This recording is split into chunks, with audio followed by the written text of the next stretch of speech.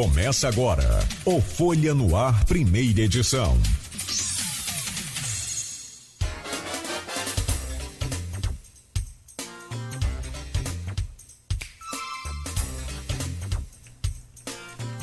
Terça-feira, dia 7 de março de 2022. Está começando pela Folha FM 98,3, emissora do Grupo Folha da Manhã de Comunicação, mais um Folha no Ar, ao vivo, também pelo Face, pelo YouTube, pelo Instagram, pela Twitch TV. Você pode acompanhar esse programa ainda hoje em podcast, logo mais às 17 horas, reprise na Plena TV, né? E, claro, evidente, durante todo o dia em todas as plataformas aí que a gente já falou, com imagens do programa. Hoje, terça-feira, dia 7 de março, a previsão do tempo é de pouco nublado, com calor de 33 de máxima, 24 de mínima. Não há previsão de chuva para hoje. Agora faz 26 graus aqui na planície Goitacá. São 7 horas e 6 minutos em Campos. Muito bom dia, sejam todos bem-vindos. Na bancada de hoje, com Aloysio Abreu Barbosa e com o Rodrigo Gonçalves, já estamos recebendo e vamos conversar já com o Bruno Dauaire, deputado estadual reeleito e secretário de Habitação de Interesse Social, secretário estadual de Habitação de Interesse Social, vem para falar com a gente da sua volta ao governo Castro, na pacificação entre os Garotinhos e Bacelar.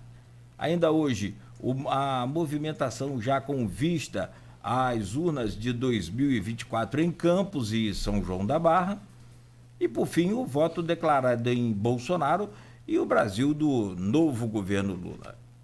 Bruno, seja bem-vindo. Já vou trazer aí, vamos trazer o seu bom dia e, claro, a sua entrevista. Só que as manchetes de hoje do portal folha1.com.br, para quem está nos acompanhando aí, se atualizar também com tudo que está acontecendo. No oferecimento de Proteus, Serviço de Saúde e Medicina Ocupacional, qualidade certificada ISO 9001-2015, Unimed Campos, cuidar de você. Esse é o plano. Laboratórios Plínio Bacelar e vacina Plínio Bacelar, agora com um aplicativo exclusivo, e ficou muito fácil para você acompanhar o resultado dos seus exames e todo o seu histórico e muito mais. Baixa aí na sua lojinha de aplicativo do celular, né, e aproveite para se atualizar. No portal folha1.com.br, o caso da grávida Letícia. Investigado se nega a ceder material para exame de DNA. 3 suspeitos já foram detidos, mas a polícia ainda investiga outros suspeitos de envolvimento no crime. Preso também o segundo envolvido no assassinato da grávida, um homem que seria o dono da moto, né, utilizada no crime, também já foi detido. Polícia prende principal suspeito de feminicídio em Travessão. O homem teria matado a mulher por não aceitar o fim do relacionamento. Vladimir Garotinho busca no TCE firmar novo TAG, é o termo de ajuste de governo, né? Governabilidade. Campos foi pioneira no estado do Rio a seguir e firmar um TAG. Ministério Público do Rio assina termo que prorroga vistoria de gás no estado. Letreiro da estação está esquecido em garagem do Museu Olavo Cardoso. O prédio já foi alvo de furto em 2020 e de tentativa frustrada agora no último sábado. A peça não foi transferida. Nem roubada, né? Polícia Militar prende foragido da Justiça no Parque Santa Rosa. Prefeitura de Campos paga servidores hoje. São 109 milhões e meio na economia. Nem fevereiro, nem março. Carnaval de Campos fica para abril. Evento será realizado no Cais da Lapa e com patrocínio de empresas privadas. Cabral diz que não pensa em voltar à política e quer trabalhar como jornalista. O ex-governador ficou preso por 6 anos. Desemprego cai no Brasil e no Rio de Janeiro, mas sobe no norte fluminense. A taxa foi de 7,9 no Brasil, 11,4 no estado, 12,3 no norte fluminense. Para a gente ir fechando aqui as manchetes, tem muita informação. Primeiro presidente do Conselho Empresarial de Jovens toma posse na ASIC. Sesc do Rio lança edital de 30 milhões de reais para projetos culturais. São algumas das manchetes, você pode conferir lá no portal folha1.com.br, outras informações, a todo instante a atualização em tempo real.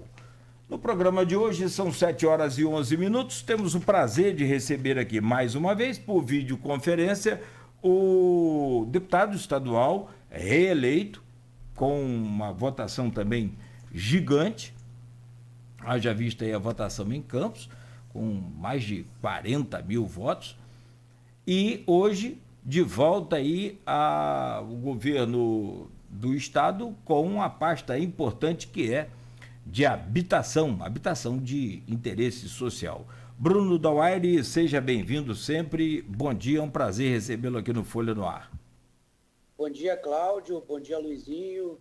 Bom dia, Rodrigo. Um prazer poder, mais uma vez, conversar com vocês, falar um pouquinho em relação a esse início de governo aqui, tirando do papel, né, a Secretaria de Habitação Social. E um bom dia a todos os ouvintes e aqueles que acompanham através das redes sociais. Muito obrigado. Deixa eu trazer o bom dia do Rodrigo. E aí, na sequência, eu já trago o bom dia do Aloysio e peço para que ele faça a gentileza de abrir essa pauta de hoje. Rodrigo Gonçalves, bom dia, seja bem-vindo aí a esta bancada. Bom dia, Cláudio, bom dia, Bruno, bom dia, Aloysio, que está aí com a gente. Dá o nosso bom dia para aquelas pessoas que estão ouvindo a gente em 98.3, também quem está acompanhando a gente pelas redes sociais, né? E a gente espera aí a participação de todos nesse programa, né, que a gente vai estar trazendo informações muito importantes aqui para a nossa região, principalmente no que se diz respeito à habitação, que é uma área que agora vai receber uma atenção ainda mais especial por parte do governo do estado, a partir da criação dessa secretaria.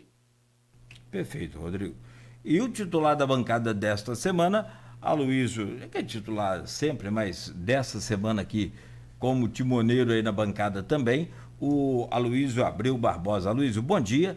Seja bem-vindo nesta manhã de terça-feira, aí, dia 7 de março. Bom dia, Cláudio Nogueira. Bom dia, Bruninho. Obrigado pela presença.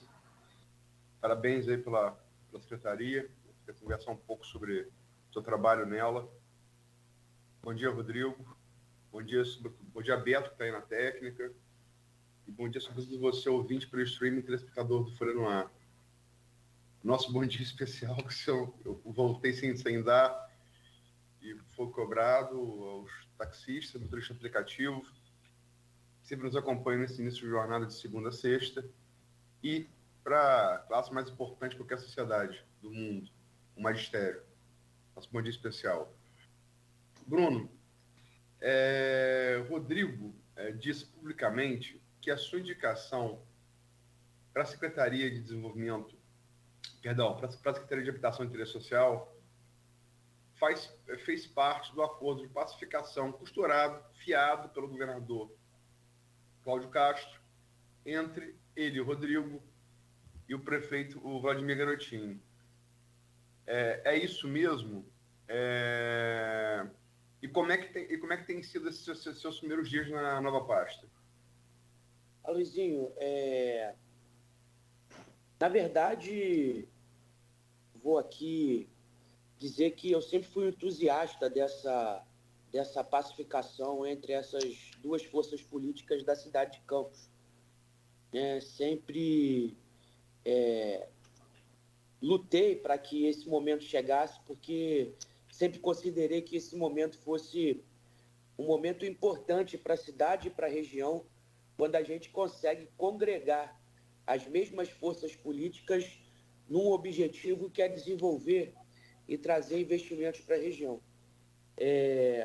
O Rodrigo Bacelar, o atual presidente da Alerj, ele foi uma das pessoas fundamentais para que a gente pudesse estar assumindo a Secretaria de Habitação.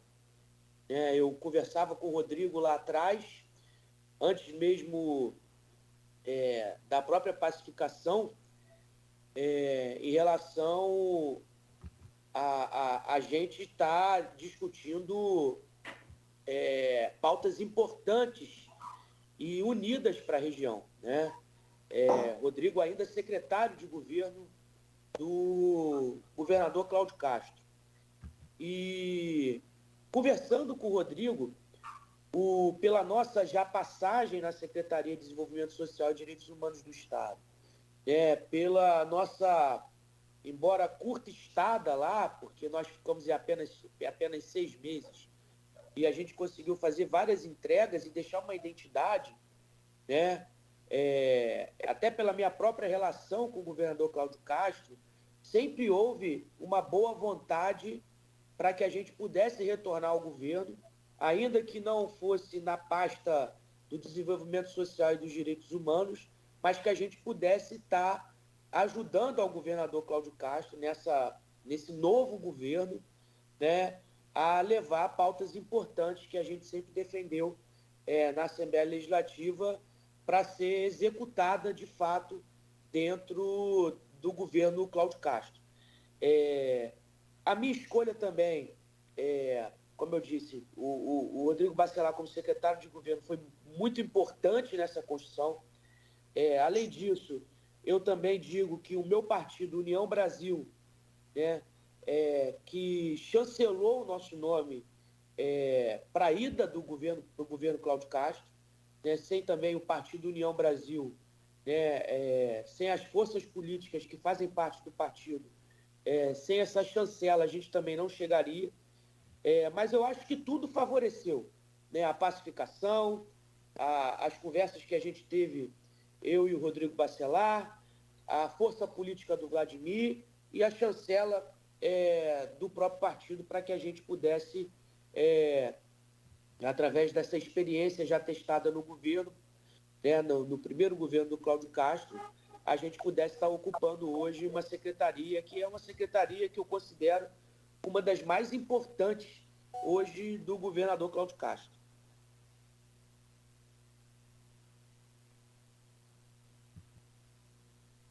Rodrigo? Bruno, você, como você mesmo falou, é uma secretaria nova, né? Uma secretaria que ainda precisa traçar um caminho para poder alcançar aí objetivos maiores, que é diminuir o déficit habitacional em todo o estado.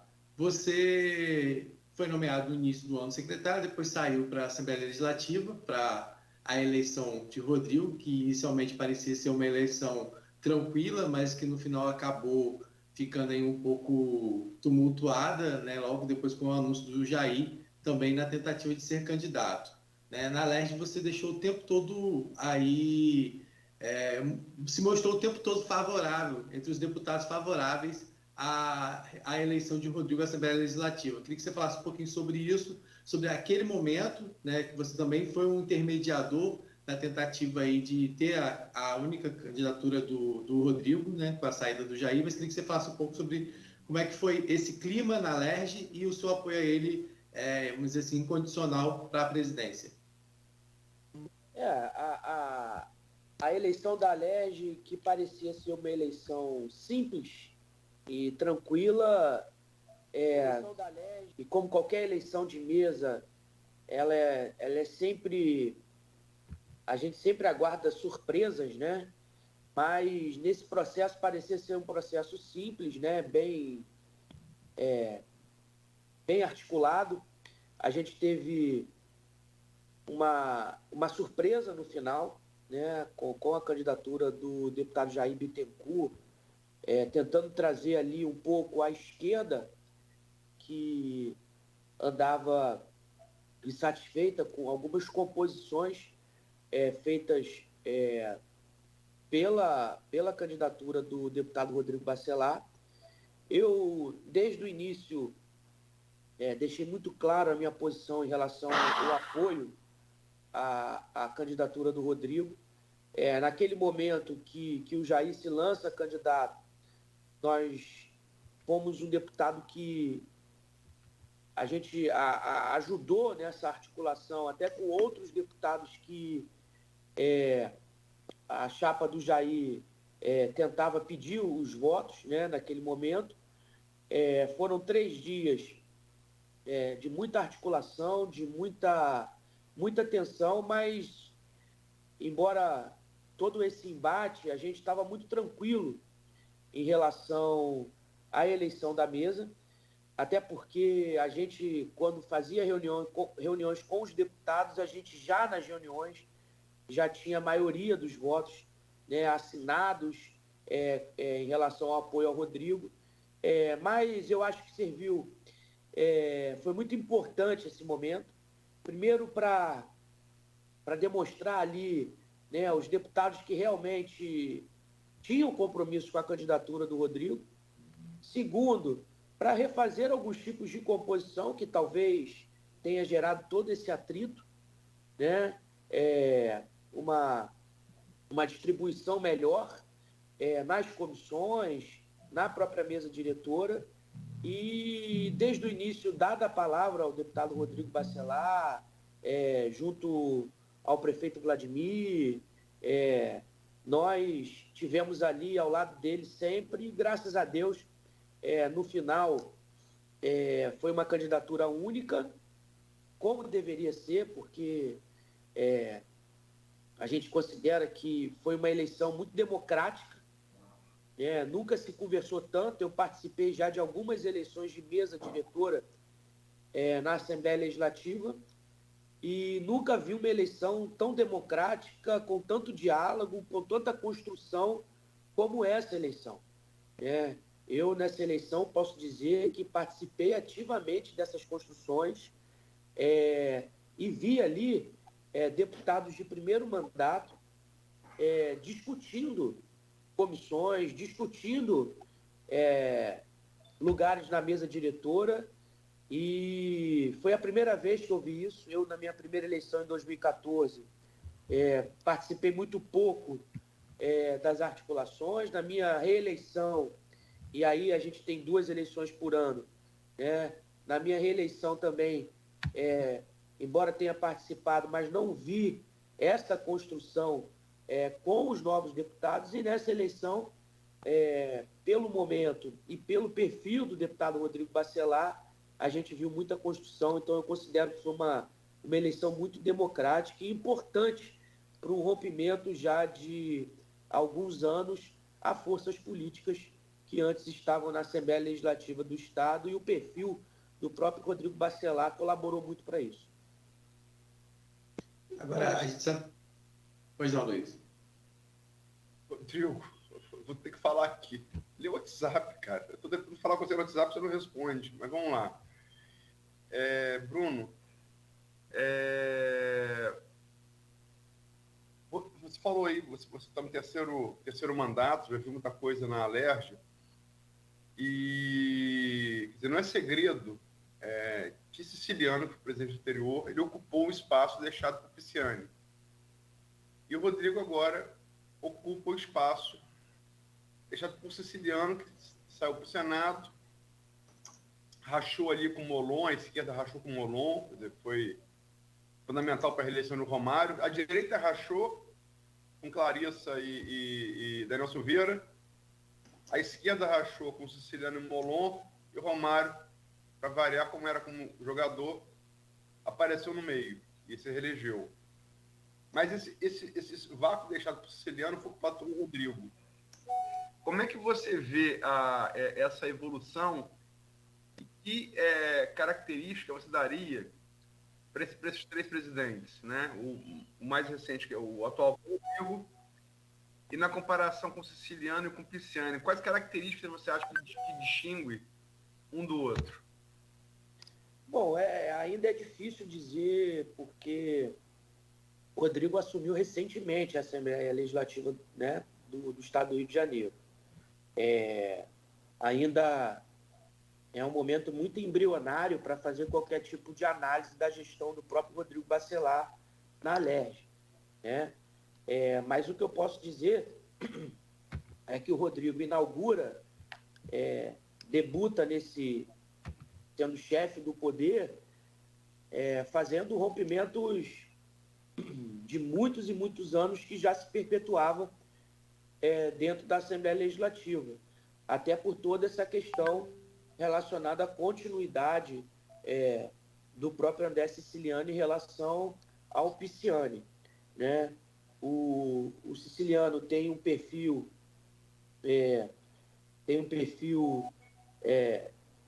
diferente, né, do próprio Rodrigo Bacelar. O Rodrigo Bacelar, ele, como eu disse, ele vem agora, nesse início de gestão, fazendo rompimentos que realmente eu considero necessários, né, mas não são rompimentos fáceis de se fazer, né? São rompimentos difíceis, são rompimentos que geram certo tipo de atrito, né? O André Siciliano, por ter sido uma continuidade do próprio Pisciani, ele, embora tenha começado ali, mas não conseguiu concluir esses tipos de rompimento, né? E hoje o Rodrigo Bacelar, pela minha visão, eu não estou nesse início de gestão vivendo ali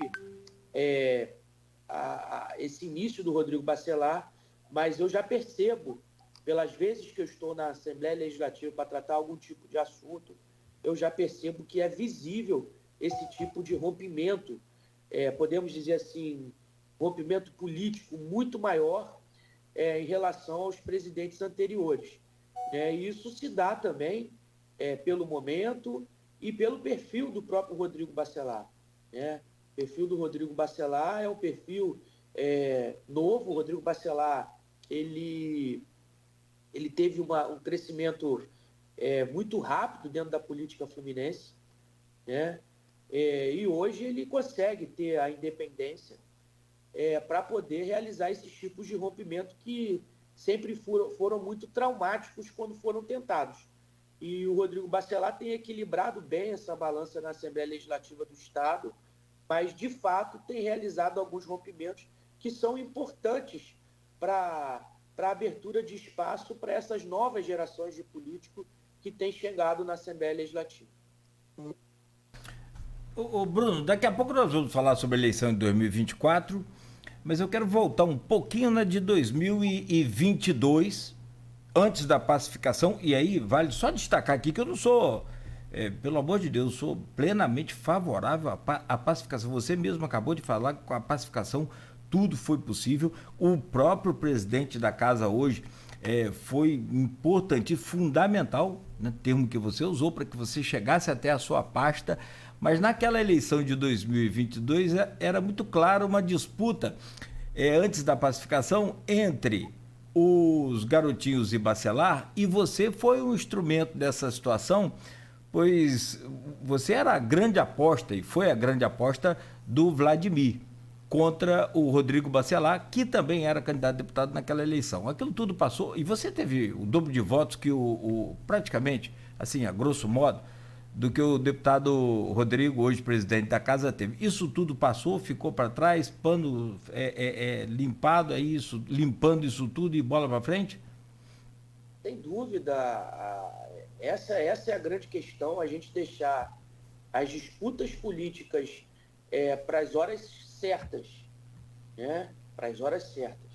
E eu e o Rodrigo Bacelar, a gente sempre nutriu um pelo outro um respeito muito grande, né? Ainda que em lados opostos, né? Muitas das vezes em momentos de muitos atritos entre as lideranças, a gente sempre nutriu um respeito e um carinho muito grande um pelo outro, e isso nunca impossibilitou qualquer tipo de diálogo, né? E, de fato, hoje as coisas ficam melhores, né? Muito melhores após a pacificação, pela tranquilidade de podermos tocar pautas em conjunto pelo bem da cidade de Campos e toda a região norte e noroeste fluminense. Hoje o Rodrigo ele é presidente da Alerj, hoje o Rodrigo é uma pessoa que tem, é um político que tem um prestígio muito grande dentro ainda do próprio governo do Estado e ajuda muito para que a gente possa incluir dentro do nosso escopo de mandato pautas importantes para o desenvolvimento regional, que é o que a gente sempre buscou. Independente das disputas políticas, e elas devem ficar para o momento certo, para a eleição de 2024, se for o caso, como para a eleição do ano passado, elas têm que ficar resguardadas para os momentos certos. Não que o Rodrigo não vai construir uma alternativa, não vai construir uma perspectiva, uma possibilidade, é óbvio que não é isso, mas é que hoje o nosso principal objetivo é justamente desenvolver a nossa região. Talvez a nossa região, e eu costumo dizer isso na capital, talvez nunca tenha ganhado tanto protagonismo dentro do próprio Estado com personalidades políticas que hoje ocupam cargos importantes. A gente já teve governador do Estado, o Garotinho, já teve a governadora Rosinha, hoje a gente tem o presidente da Alesca, da cidade de Campos, tem o deputado Chico Machado, que é de Macaé, que é secretário de governo, a gente tem o deputado Jair Bittencourt, que embora tenha feito todo esse movimento, e tenha felizmente recuado naquele momento de candidatura, mas também era secretário de Agricultura, é uma pessoa que tem uma importância grande dentro do interior. Eu hoje, no terceiro mandato de deputado e secretário de Habitação, então talvez hoje o estado do Rio de Janeiro, o norte e noroeste fluminense, tem um protagonismo que, se as forças políticas tiverem essa maturidade, a gente tem tudo para crescer, gerar emprego, distribuir melhor a renda e trazer investimentos para o interior. Bruno, você fala dessa ascensão do interior, na verdade, esse lugar de protagonismo, que o próprio governador Cláudio Castro, quando assumiu, ele fez esse discurso, que é um discurso que a gente ouve falar assim, muito de a capital forte com o interior forte. Você citou nomes como o seu, do próprio Chico Machado, que é secretário de governo, que é uma indicação do Rodrigo, a sucessão dele. É difícil ainda essa ruptura entre esse olhar que muitas vezes tem da capital em relação ao interior, ao político do interior, ou isso vem se mudando até mesmo na questão desse posicionamento mais firme que o Rodrigo teve à frente da eleição da LERJ? Eu faço uma análise, Rodrigo, que na verdade é uma análise que ela é muito clara para que a gente possa entender toda a dinâmica eleitoral do estado do Rio de Janeiro. Nós, norte e noroeste fluminense, nós temos um quantitativo eleitoral muito menor que a região metropolitana, uma população muito menor, uma população votante muito menor do que a região metropolitana, a Baixada Fluminense e a capital do estado. Então, nós sempre tivemos em número menor em relação às demais regiões do estado do Rio de Janeiro. Mas, embora com menor quantidade, nós sempre tivemos quadros de grande qualidade. Tivemos quadros de grande qualidade que tiveram destaques nesse cenário. E hoje também não é diferente. Ao longo desse processo de maturação, dessa nova geração de políticos que chegam na política fluminense, a gente tem quadros que se destacaram e hoje fazem parte desse novo contexto eleitoral. Antes a gente via muito candidato que, pelo trabalho, saía da capital do estado para angariar votos e apoios importantes aqui no interior, embora isso ocorra, mas hoje nós, políticos aqui do interior, também conseguimos romper, através das políticas públicas que a gente realiza, através do mandato, das pautas que a gente defende, também romper essa barreira da busca desse eleitor que está na capital e na região metropolitana. Tirando o município de Campos, para se ter uma ideia, desses quase 48 mil votos que eu obtive, nós tivemos 21 mil votos fora, eu tive quase 3 mil votos na capital. Então, assim, nós, políticos do interior, com o nosso jeito peculiar de fazer política, porque não adianta a gente comparar o jeito de fazer política dos políticos da capital com relação ao interior. A política interiorana é uma política de mais proximidade com o eleitor, né? Mas nós, através das políticas públicas que a gente tem implementado, através das defesas que a gente faz do nosso mandato, nós também estamos conseguindo romper, né, essa barreira que sempre foi entre o interior e a capital do estado. O próprio Rodrigo Bacelar é exemplo disso, com seus quase 100 mil votos. Bruno, para encerrar o bloco, passarmos para os outros dois temas centrais, tem um grupo de WhatsApp do programa e do blog Opiniões, do qual você, inclusive, faz parte, e tem duas perguntas aqui específicas à pasta, sua pasta, né? Habitação de interesse social. Eu vou reunir as duas e passo a você para você responder. O Marquinhos Barcelos, odontólogo, pergunta a você aqui, secretário, o desafio dessa nova pasta será grande. Qual o seu planejamento para campos e região para habitação de centenas de moradores de rua? E a Silvana Venâncio, jornalista de Bom Jesus de Itabapoana, pergunta, secretário, o que o Estado tem feito para habitação e interesse social até aqui? Bom, primeiro, agradecer a participação deles, dizer que é uma secretaria que há 20 dias atrás nós não tínhamos ainda nem CNPJ, é uma secretaria nova, ela era uma subsecretaria vinculada à Secretaria de Infraestrutura e Obras. Eu, na semana passada, na quinta-feira, consegui, junto à Fazenda e o Planejamento, gerar a nossa unidade orçamentária, a nossa unidade gestora.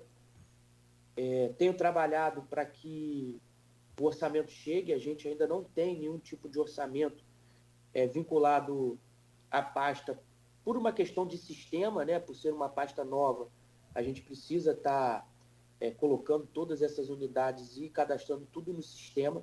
Eu acredito que essa semana agora a gente já consiga ter o orçamento. É um desafio muito grande. Nós que assumimos a Secretaria de Habitação, fiz questão de pronto mudar o nome dela, né? Colocar Secretaria de Habitação de Interesse Social, porque é o grande escopo hoje do nosso trabalho dentro da Secretaria. Nós temos alguns projetos que a gente já começa a tocar, né, em relação, já tratando diretamente a pergunta em relação aos moradores de rua. A gente tem estudado outros projetos que deram certo. Um projeto Minha Primeira Moradia, é um projeto que vem dando certo, inclusive em outros países, né? Portugal, Nova York, em outros estados da federação também, que tem replicado esse projeto e adequado à realidade dos seus estados.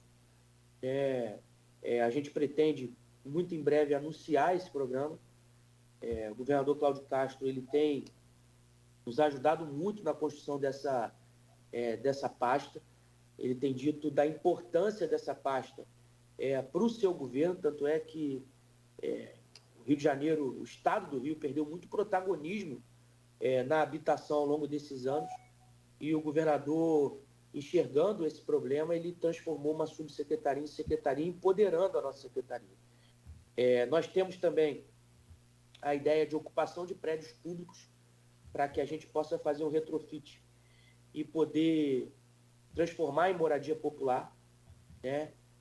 Trabalhar isso através dos projetos técnicos sociais, porque a gente não pode só apenas colocar esse morador de rua que vive numa vida mais complexa, mais difícil.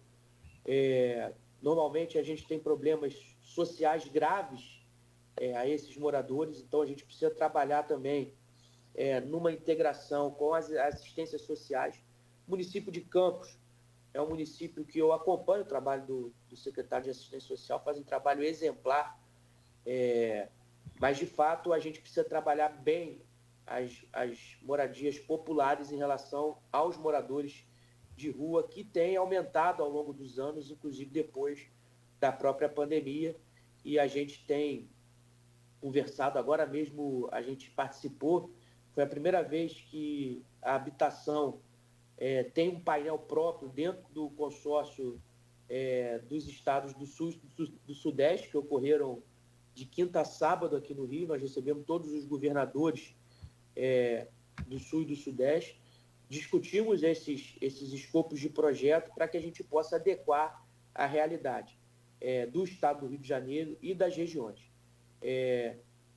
A outra pergunta foi em relação a quê, Luizinho?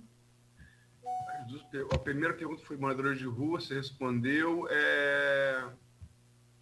E o que pergunta Silvana, o que tem feito a habitação de interesse social até aqui, para o Estado? É uma pergunta... Hoje o Estado ele tem quase 1 bi de execução em relação à questão das habitações, desde reforma de conjuntos habitacionais que não tinham intervenções há muitos e muitos anos e estavam em estado precário, como a construção de novas moradias populares. Eu muito em breve, e foi até um pedido meu, e por coincidência hoje eu estou na pasta, que é a reforma do conjunto habitacional Guadalajara, aí o famoso conhecido Pombal, ali na pecuária. A gente fez esse pedido enquanto deputado, e hoje está podendo finalizar esse processo, e muito em breve a gente está dando a ordem de início aí, junto com o governador Cláudio Castro, da reforma desse conjunto. Eu tenho conversado com as prefeituras do interior, falando especificamente aqui do interior do estado. Eu enviei um ofício para a Prefeitura de São João da Barra, para que a Prefeitura de São João da Barra possa nos ajudar a cumprir as exigências que são de objeto da Prefeitura, para que possa nos ajudar cumprindo essas exigências, para que a gente possa construir casas populares. A gente já tem o projeto e o processo em andamento. A gente precisa, obviamente, dessa cooperação das prefeituras para que a gente possa construir novas unidades habitacionais de interesse social. Eu tenho conversado muito com o prefeito Vladimir também. A gente tem discutido questões de terreno, questões de reforma e assunção de reformas de casas populares na cidade de Campos que estão paradas, Isso tudo está dentro do nosso escopo. O Vladimir tem me cobrado muito. A gente tem um déficit habitacional razoavelmente grande na cidade de Campos.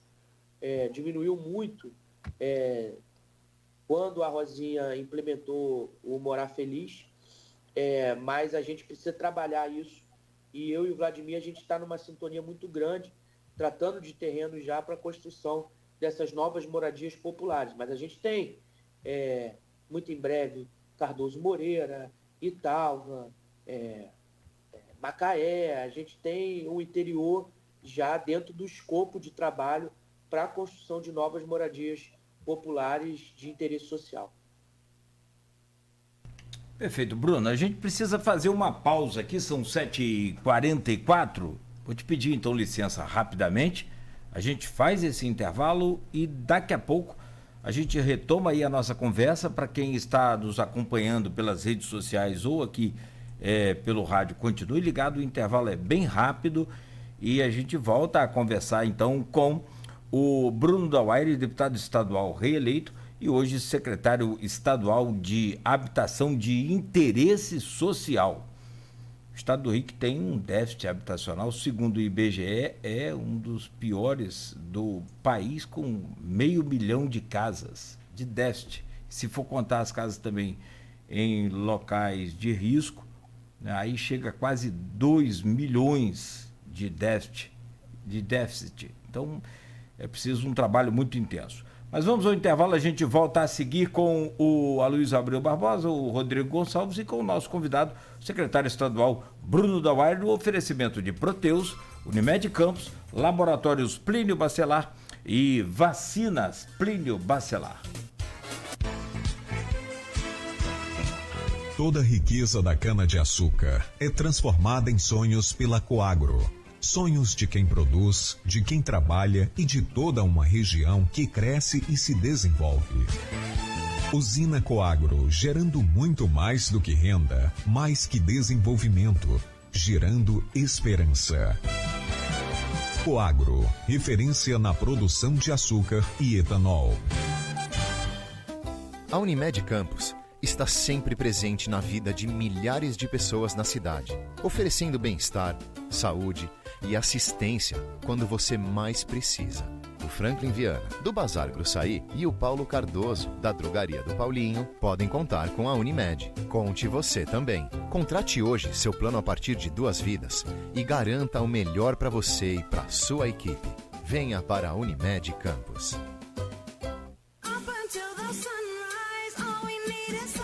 Qual é o seu próximo novo?